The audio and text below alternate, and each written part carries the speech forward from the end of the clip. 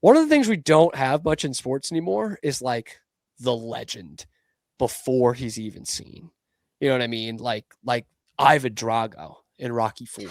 Like he's this mythical beast because no one's seen him. You know what I mean? And it used to be the same way with Bobby Orr and Jim Thorpe and whomever, right? Like back in the day, you didn't get to see these guys until you saw them live, and they have all this reputation that precedes them. We don't have that anymore, except for one Bruins prospect. And we're going to finally get to really see him here. He's drafted in the third or fourth round. They didn't have the right name on him, so he didn't have a hockey reference or a hockey database page. Like no one even knew this kid was just invented out of thin air. Like it was almost like a joke. Like when the Sabres drafted that guy from Japan, that wasn't even real. And it's Vashek Blanar. Okay. And then he goes to Bruins dev camp and everyone's raving about him. And like, we can't really tell who's doing great at dev camp. But we're finally going to get to see Vashek Blanar going up against some awesome competition in the World Juniors. What is your excitement level for this kid? And what have you heard about Vashek Blanar? Yeah, so it's actually funny you mentioned this. It just kind of brought me back to when he was drafted. We were doing a live stream over at Black and Gold, and I had the Elite Prospects like draft guide, which is over 1,000 prospects and like in-depth profiles on all of them. And I was just like, this is perfect. Like, just call me, like whoever it is. I'll tell you who it is. Like, I'll tell you all about them. I'll read their profile. My co-host Sam was like, yeah, like sounds good. So he's like, Vashek Blanar. And I just like, okay, like look through it. I'm like, wait a second. I look at it, like type it in. I'm like, dude, like he doesn't even have an Elite Prospects profile. Like, where did they draft this guy from? But yeah, obviously it just turned out that, I guess like maybe he like changed his name somewhere along the line, like from like Blanar to Richards, or obviously Richards to Blanar. But yeah, I mean, like I'd say my excitement level, probably at like a 7 out of 10, like for him. Like I'm excited to see how he does at this tournament. I mean, this is supposed to be a pretty deep Czech group for this tournament. Like, I mean, they are legit medal contenders. I mean, they've medaled a lot recently, but there's legit hype around them as, potentially challenging for gold this year. I mean, last time I checked, Czechia did still have to cut a defenseman.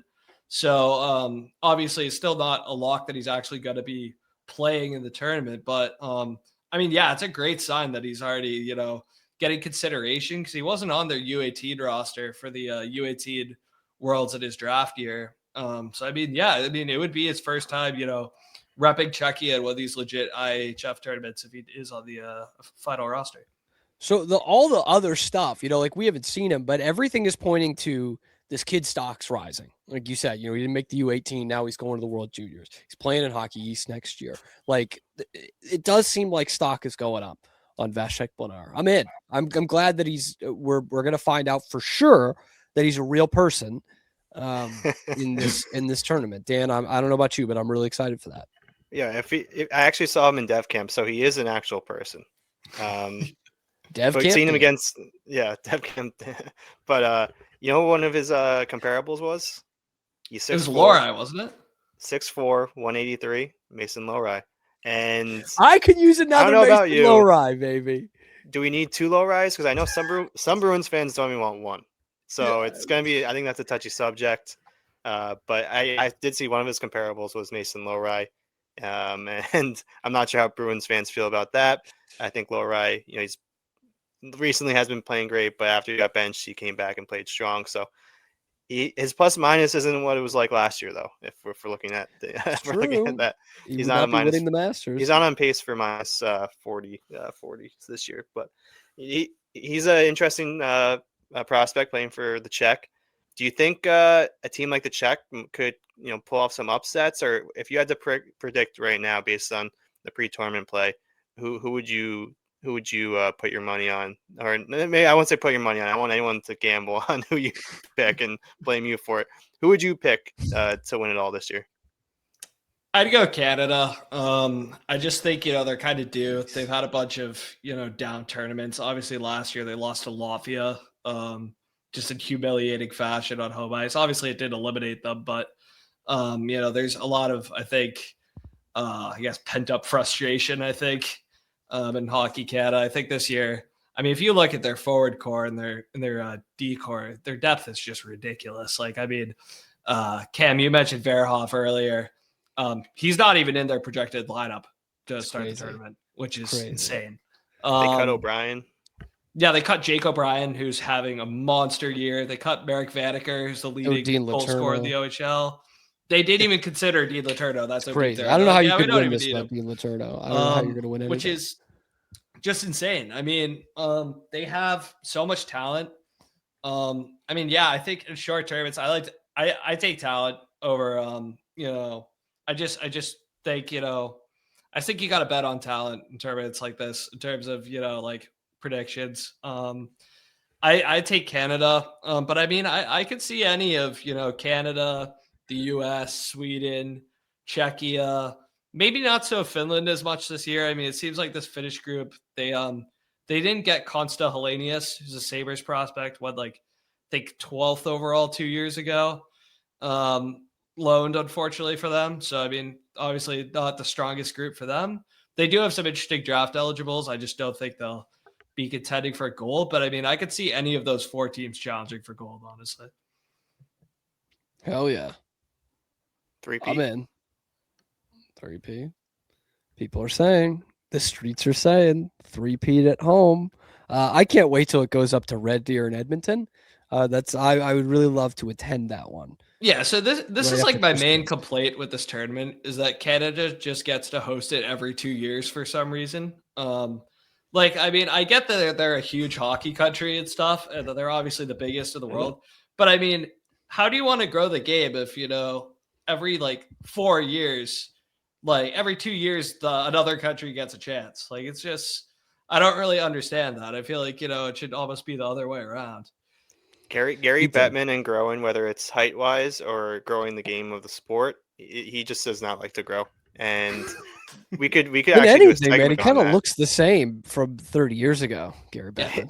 He is a small guy. He is anti-growing in all aspects of life. Not a fan of it. But yeah, the NHL and hockey this is a great time for hockey right now. You have guys like Ovechkin breaking records. Crosby just tied Lemieux. Did he break it or he tie it? I'm not sure. Tied it. Okay. Which is insane, by the way. Nuts. You have these legends still playing, breaking records. You have the McDavids and McKinnons in their primes, and you have the Celebrinis and the Bedards and the Geekies. You have those guys coming up. This is a great time. You have the success of the 4 nations, and then you have the Olympics coming up. And it's you can't even get ESPN to mention a name. It's ESPN would rather show LeBron at his son's high school basketball game than show a highlight Bedard goal. It's crazy. So I'm hoping. I think once LeBron retires, hockey will go up a little bit just from less coverage. But yeah, growing the game of hockey is very important this year, and this is a great time to do it.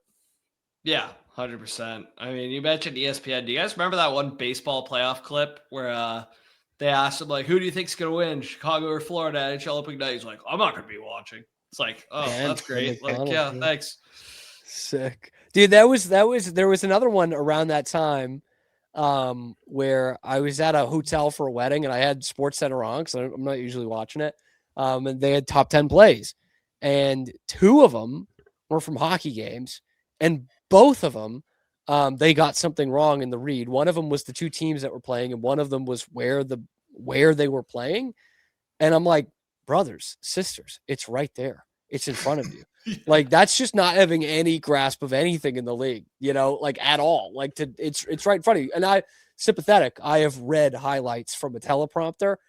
The monitor is in front of you. You can see exactly what's going on. It would be stupid to not have that in front of you. So yeah, they don't give a shit, man. They don't care.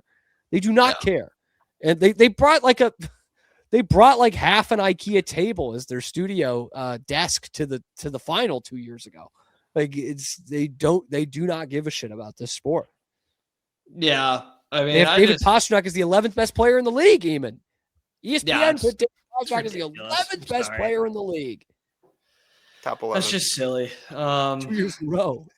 Yeah, 2 years in a row. Wow. Yeah, 2 years in a row at number 11. Last year he had 50 more points than the next most on his team, and he didn't move up a spot. That's crazy. It's really unbelievable. Didn't go down either, though.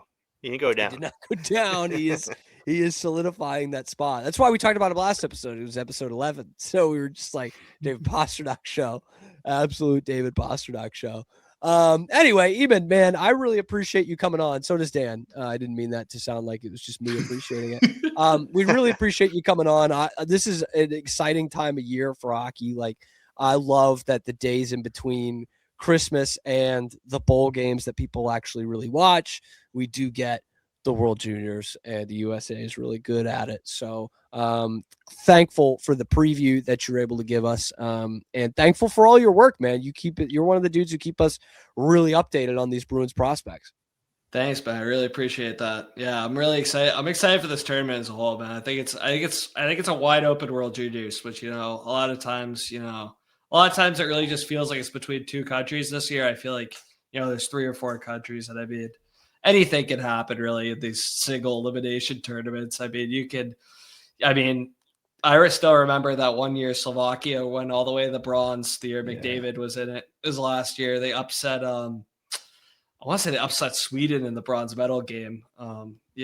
Just anything can happen in these. International hockey is great for the sport. The World Juniors, I think, is just a nice appetizer for what we have coming with the Olympics, hopefully. If the construction team in Milan can figure out how to use nails and hammer correctly. So, coming into the season, I was with the Red Sox, not the Red Sox. Honestly, the Red Sox season was in limbo too, but with the Bruins season limbo, I think the Olympics was honestly the only thing I was looking forward to. So that's going to be fun too. But for anyone listening, where can they find your work? Yeah, over on Twitter, X, at Eamonn McLean 44. I'll spell it since, I don't know I can ever spell my name correctly. EAMONNMCLEAN 44. And then also just at blackandgoldhockey.com, Black and Gold Productions. You can check me out, and, a bunch of our other writers, a lot of talented people over there. Hell yeah. Looking forward to it, man. Appreciate you coming on, and a Merry Christmas to you as well. Thank you. Merry Christmas, boys.